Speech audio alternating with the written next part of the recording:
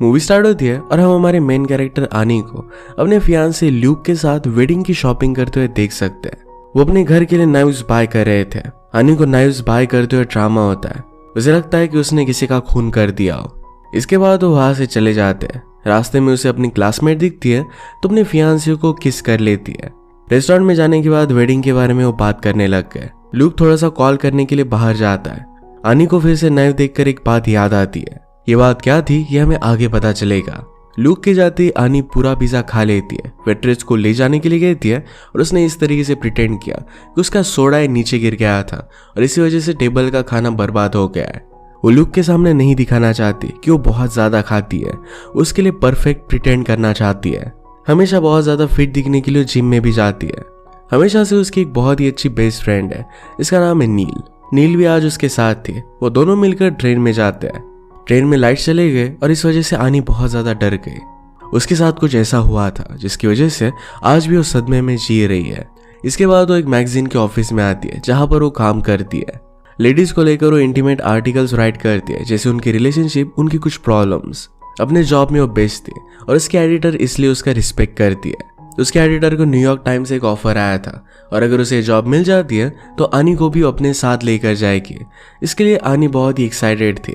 आज उससे मिलने के लिए एक डॉक्यूमेंट्री डायरेक्टर आता है। एनी जिस इंसिडेंट में थी उस इंसिडेंट पर वो डॉक्यूमेंट्री बनाना चाहता है। एनी इस डॉक्यूमेंट्री का पार्ट बनने से मना कर रही थी, पर उसे कहता है कि मेरे पास कुछ न्यू इन्फॉर्मेशन है।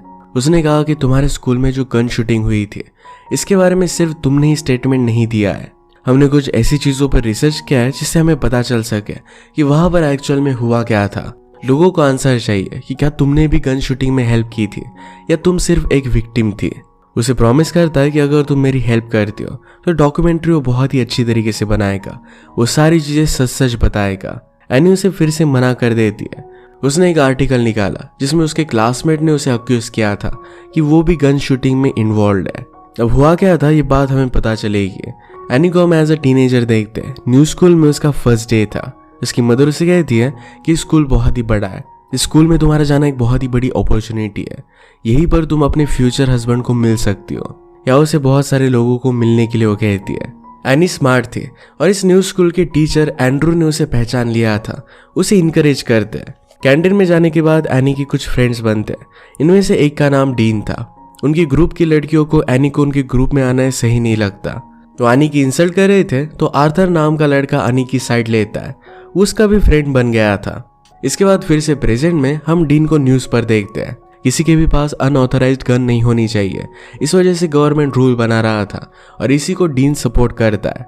डीन अब बहुत ही फेमस हो चुका था। एनी का ये देखना ल्यूक को पसंद नहीं आता। वो कहता है कि अब तुम मूव ऑन हो चुकी हो, तुम्हें फिर से ये सब देखने की जरूरत नहीं है। ल्यूक को लंदन में एक बहुत ही बड़ा जॉब मिला था।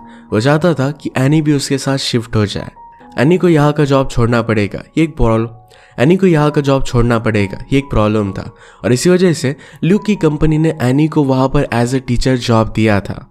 एनी उसे कहती है कि मेरा न्यूयॉर्क टाइम्स में जॉब लगने वाला है। ल्यूक कहता है कि अब तक तुम्हारे पास कोई भी ऑफर नहीं है, मेरी कंपनी ने तुम्हें ऑफर दी है। फिर से पास्ट में एक स्कूल डांस था जहां पर एनी भी आई हुई थी। पार्टी में लियम नाम का लड़का एनी के साथ डांस करने लग गया। उसके पीछे पीछे डीन भी डांस करता है। इसके बाद सब लोग मिलकर डीन के घर पर जा रहे थे क्योंकि वहां पर पार्टी थी। एनी की फ्रेंड्स भी उसे इनवाइट करती है तो मान जाती है। प्रेजेंट में एनी अपनी वेडिंग ड्रेस को देख रही थी। उसे इतना ज्यादा सूट नहीं कर रहा था और ये बात उसकी मदर उसे बता देती है। एनी इस बात से अपसेट हो गई थी। मदर के जाने के बाद एनी अपने फ्रेंड को बताती है कि मैंने डिसाइड किया है कि मैं अपनी स्टोरी बताना चाहती हूँ, उस डॉक्यूमेंट्री पर मैं काम करना चाहती हूँ। एनी जरा वेट करने वाली थी। वो चाहती थी कि न्यूयॉर्क टाइम्स में पहले उसका जॉब लग जाए, इसके बाद इस सब के बारे में वो बात करेगी। वो पहले सक्सेसफुल होना चाहती थी ताकि उसकी बात को कोई भी इग्नोर ना कर सके। उसके फ्रेंड ने उसे कहा कि तुम कभी भी कुछ भी बता सकती हो, तुम्हें सक्सेसफुल होने की जरूरत नहीं है। एनी कहती कि वर्ल्ड बहुत ही डिफरेंट है, ऐसे ही लोग मेरी बात नहीं मानने वाले। एनी अपनी फेसबुक वॉल चेक कर रही थी और वहां पर उसने ल्यूक के साथ फोटो डाला था। वहां पर एक लेडी ने कमेंट किया था कि साइको के साथ शादी मत करना। एनी जब चेक करती है तो ये लेडी एक्चुअल में लियम की मदर थी। हमें पता चलता है कि लियम की ऑलरेडी डेथ हो चुकी है। शायद ये सब हाई स्कूल शूटिंग में ही हुआ था। एनी को उसके एडिटर बुलाती है, कहती कि न्यूयॉर्क टाइम्स में हमारा काम हो चुका है। अब एनी को भी ऑफर मिल चुका था। रात में इसे सेलिब्रेट करने के लिए ल्यूक और एनी बाहर आते हैं। ल्यूक ने अपने फ्रेंड और उसके हस्बैंड को भी बुलाया हुआ था। एनी उसके फ्रेंड से मिली और फ्रेंड के हस्बैंड और कोई नहीं तो एनी की ओल्ड टीचर एंड्रू ही थे। एंड्रू की वाइफ को जब एनी के बारे में पता चलता है तो कहती कि जो भी हुआ था इसके लिए वो बहुत ही सॉरी है। एनी इस सब के बारे में बात नहीं करना चाहती थी और वो अपना कन्वर्सेशन कंटिन्यू करते हैं। वो एनी को उसके फ्यूचर प्लान्स के बारे में पूछते हैं।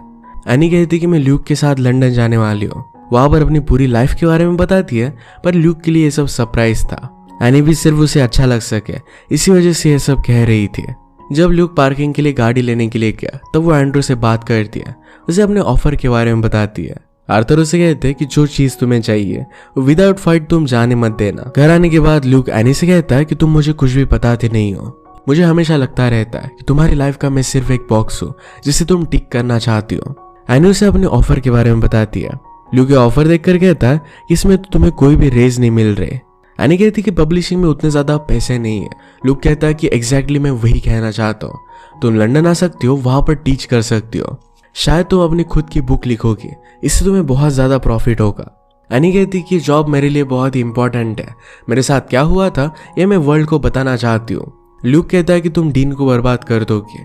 उसके साथ जो हुआ था इसके बाद वो वर्ल्ड को अच्छे के लिए चेंज करना चाहता है। उन दोनों में फिर झगड़ा हो जाता है। इसके बाद हम फिर से पार्टी को देखते हैं। एनी की फ्रेंड की मदर घर पर आ गई थी और इस वजह से उसे चलने के लिए कह रही थी। एनी को ल्यूक जाने नहीं दे रहा था और इस वजह से वो वहीं पर रुकती है। उसके साथ फिर ल्यूक और उसके फ्रेंड जबरदस्ती करते हैं।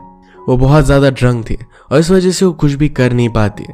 डीन भी उसके रूम में आया और वो भी उसे जबरदस्ती करता है। एनी ने उसे मना करने की कोशिश की पर वो कुछ भी कर नहीं पाई। वो फिर वहां से निकल कर एक ग्रोसरी शॉप में आती है। घर जाने का रास्ता ढूंढ रही थी। वहां पर उसे एंड्रू देखे जिन्हें वो गले लगा लेती है। वो घर नहीं जाना चाहती थी तो एंड्रू उसे अपने घर लेकर गए। उसका ख्याल रखते हैं और कहते हैं कि तुम्हें हॉस्पिटल में जाना चाहिए। एनी इसके बारे में किसी को भी बताना नहीं चाहती थी, अपनी मदर को भी नहीं। एंड्रू ने कहा कि इस सब की वजह से मैं ट्रबल में आ सकता हूँ। प्रेजेंट में डॉक्यूमेंट्री डायरेक्टर फिर से एनी से मिलने के लिए आया था। वो कहता है कि इस बार डीन भी डॉक्यूमेंट्री पर काम करना चाहता है कि उसकी न्यू बुक पब्लिश हो रही है। वो उस रात के बारे में भी बात करने के लिए रेडी है। वो तुमसे सॉरी कहना चाहता है। एनी ये डॉक्यूमेंट्री करने के लिए मान जाती है। नेक्स्ट सीन में सब लोग मिलकर वेडिंग के बारे में डिस्कस कर रहे थे। इन रिलेटिव्स की बातें एनी को अच्छी नहीं लगती। वो गुस्से में वहां से जाने लग गए। अपने मन में ही मन में बात कर रही थी पर ये सब वो बोल देती है। सिचुएशन बहुत ही ऑकवर्ड हो गई थी। एनी के पीछे पीछे बात करने के लिए उसकी मदर आई। उसे कहती कि तुम्हें अपनी लाइफ को सीरियसली लेना पड़ेगा। तुम जितना कमाती हो उससे ज्यादा स्पेंड कर देती हो और ल्यूक ही तुम्हारे सारे खर्चे उठा सकता है। रात में ल्यूक एनी के पास आया। एनी उसके साथ इंटीमेट हो रही थी और बहुत ही एग्रेसिव थी। ल्यूक कहता है कि क्या हम नॉर्मली एक दूसरे से प्यार कर सकते हैं। एनी इसके लिए हाँ कहती है और जब वो इंटीमेट होने लग गए तो एनी को बहुत ही अजीब लगता है। वो उसे वहां से उठकर जाने के लिए कहती है।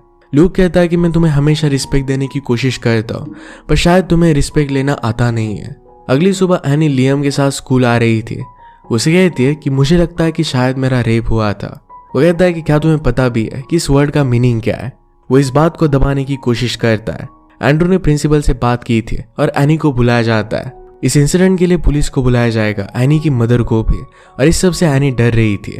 वो कोई भी एक्शन नहीं लेना चाहती थी। वहां से चली जाती है पर एंड्रू की जॉब चली गई क्योंकि उन्होंने ही लड़कियों को बाहर जाने दिया था। एनी अपने फ्रेंड आर्थर के पास आए। उसे सब कुछ बताती है। आर्थर का मानना था कि उसे आवाज उठानी चाहिए। एनी के साथ डीन और उसके फ्रेंड्स ने जो भी किया ये सब कुछ वो पहले भी कर चुके हैं। लास्ट समर वो आर्थर के फ्रेंड को जंगल में लेकर गए थे और उसे कुछ ऐसी चीजें करने के लिए गई जो करना नहीं चाहता था। ये सब बात करते हुए वो फ्रेंड भी यहाँ पर ही था। वो डिस्टर्ब होकर उठकर चला जाता है। प्रेजेंट में एनी और लोग फिर से एक दूसरे से अच्छे से बात कर रहे थे। अपने वेडिंग के लिए सॉन्ग चूज कर रहे थे और एक सॉन्ग आता है जो उस रात पार्टी में प्ले हो रहा था। एनी से स्टॉप करने के लिए कहती है और ल्यूक उसे स्टॉप नहीं कर रहा था। इस वजह से वो गुस्सा हो गए। ल्यूक को उसका इस तरीके से गुस्सा करना बहुत ही अजीब लगता है। पास में हम देखते हैं कि एनी जब स्कूल में आते हैं तो डीन और उसके फ्रेंड्स एनी का मजाक उड़ा रहे थे। ये बात आर्थर को अच्छी नहीं लगती है और डीन के साथ उसका झगड़ा हो जाता है। एक टीचर उन्हें रोकने की कोशिश करती है पर आर्थर का हाथ उसे लग गया। आर्थर को सस्पेंड कर दिया गया था क्योंकि वो सॉरी नहीं बोल रहा था। एनी उससे कहती कि तुम्हें सॉरी बोल देना चाहिए था। आर्थर कहता है कि मैं जो कर रहा था वो सही कर रहा था, इस वजह से मैं सॉरी नहीं बोल सकता। वो आनी पर भी गुस्सा हो गया था क्योंकि वो सच नहीं बता रही। प्रेजेंट में आनी डॉक्यूमेंट्री रिकॉर्ड करने के लिए आती है। वो उस इंसिडेंट के बारे में बताना स्टार्ट करती है। आनी अपनी कैफेटेरिया में थी, तभी वहां पर एक ब्लास्ट हो गया। डीन वहीं पर बहुत ज्यादा इंजर्ड हो गया था। एनी और उसकी फ्रेंड ऊपर आ गए। सब लोग एक रूम में छुपे हुए थे।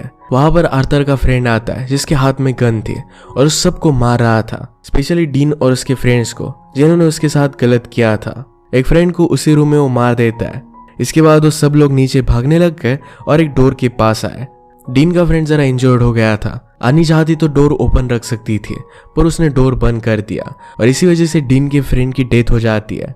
डॉक्यूमेंट्री में आनी को पूछा जाता है कि तुमने डोर क्यों बंद कर लिया था। आनी कहना चाहती थी कि वो अपने रेपिस्ट को नहीं बचाना चाहती थी, पर वो कहती है कि मैं उस वक्त उतनी करेजियस नहीं थी, मैं अपनी लाइफ बचाना चाहती थी। इसके बाद वो लोग फिर से कैफेटेरिया में आए। नीचे आर्थर गन लेकर खड़ा था। वो आनी को कहता है कि अब तुम बदला ले सकती हो। उसने उसे डीन को मारने के लिए कहा। आनी उसे मार नहीं रही थी तो गन वापस लेकर आर्थर डीन के पैर पर शूट करता है। आनी ने अपने सेल्फ प्रोटेक्शन के लिए एक नाइफ अपने पास रखी थी। ये लेकर वो डायरेक्टली आर्थर को मार देती है। आर्थर आउट ऑफ कंट्रोल हो गया था और वो किसी को भी मार सकता था। इसी वजह से आनी ने यह सब किया। आनी जब फ्यूनरल पर आए तो डीन ने कुछ अलग ही स्टोरी बताई थी। उसने कहा था आर्थर, उसका फ्रेंड और आनी ये सब लोग मिलकर काम कर रहे थे। उसने कहा कि आनी मेरी गर्लफ्रेंड है, पर एक रात मेरे सारे फ्रेंड्स के साथ वो इंटीमेट हुई थी। मैंने फिर अपनी रिलेशनशिप उसके साथ ब्रेक कर दी और इसी वजह से वो बहुत ज्यादा गुस्सा थी। इस रीजन की वजह से हम सबको मारना चाहती थी। आनी ने अपना जो स्टेटमेंट दिया था वो मैच कर रहा था और इसी वजह से उस पर कोई भी चार्जेस लगे नहीं थे। डीन बहुत ही पावरफुल था और इसी वजह से सब लोगों ने उस पर बिलीव किया था। इसी इंसिडेंट के बाद dean anti fire arm movement में ज्वाइन हो गया था और इसी वजह से आज वो फेमस है और सक्सेसफुल है। पास्ट में एनी की मदर को जब ये सब बात पता चली तो उसने लॉयर्स हायर किए। वो एनी को ऐसा फील कराती है कि सारी गलती उसकी है। इसी बात की वजह से एनी अब भी अपनी मदर पर गुस्सा थी। ये सब बात करते वक्त वहां पर ल्यूक आ जाता है। उससे वो बात करना चाहता था। एनी इस पर गुस्सा हो गई और वहां से वो चली जाती है। डायरेक्टर उसे कहता है कि तुम्हें अपनी स्टोरी बतानी चाहिए, तुम बहुत लोगों को हेल्प करोगे। एनी कहती कि सब लोग ठीक हो जाएंगे, कोई फर्क नहीं पड़ेगा। अपनी स्टोरी दो से बता नहीं थी और इस वजह से वो आर्टिकल लिखना स्टार्ट कर देती है। इंसिडेंट के बाद एक दिन जब वो फील्ड ट्रिप पर गई थी, वहां पर उसने एक लेडी को देखा जो सब लोगों को ऑर्डर दे रही थी। वो अपने करियर के कंट्रोल में थी, वो पावरफुल लग रही थी और एनी इंस्पायर्ड होके उसे भी वैसा ही बनना था। उसी चीज को पाने के लिए उसने बहुत मेहनत की है। नेक्स्ट डे अपने एडिटर के पास आती है, कहती कि मैं लंदन में शिफ्ट होने वाली हूँ। उसके साथ जो हुआ था इसका आर्टिकल उसे दे देती है। एडिटर ने कहा कि तुमने सही से लिखा नहीं है। मैं जब 18 साल की थी तो मेरा बॉयफ्रेंड भी ठीक नहीं था। वो मेरे साथ जो भी करता था इसकी वो कोई भी परमिशन नहीं लेता था। तुम जैसी बहुत सारी लड़कियों के साथ गलत हुआ है। अगर तुमने अच्छे से आर्टिकल नहीं लिखा तो रिलेट नहीं कर पाएंगे। तुम्हें ये बात ध्यान में रखनी है कि इस आर्टिकल को कोई भी रीड नहीं करने वाला, फिर ये बेस्ट बनेगा और सब लोग इसे पढ़ेंगे। डीन की बुक साइनिंग थी और वहां पर आनी आती है। डीन उसे कहता है कि मैं सब कुछ सच बताना चाहता हूँ। तब मैंने झूठ कहा था, ये बात लोग समझ पाएंगे। तब मेरे पास कुछ भी नहीं था, आज मैं एक अच्छा काम कर रहा हूँ। आनी उसे क्लियर करती है कि वो बताना क्या चाहता है। डीन उस रात के बारे में पूरी बात नहीं बताना चाहता था। आनी उसे कहती कि तुम्हें सब कुछ सच बताना पड़ेगा। डीन कहता है कि अब मेरी फैमिली है, मैं सब कुछ सच नहीं बता पाऊंगा। एनी उसे प्रेशराइज कर रही थी तो कहता है कि अगर तुमने ऐसा कुछ भी कहा तो मैं सारी बातों से मुकर जाऊंगा, फिर से वही बताऊंगा कि तुम भी उस गन शूटिंग में इन्वॉल्व थे।